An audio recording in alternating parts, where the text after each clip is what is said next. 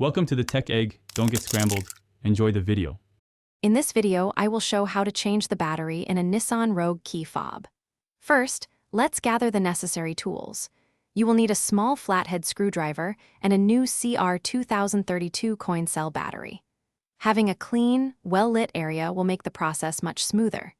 This simple task can save you one trip to the dealership and is quite easy to do yourself at home. Now, let's open the key fob. Look for a small slot on the side of the fob, usually near the key ring attachment. Insert the tip of your small flathead screwdriver into this slot. With a gentle twisting motion, carefully pry apart the two halves of the key fob. Be sure to apply steady, even pressure to avoid damaging the plastic casing. With the key fob open, you will see the old battery.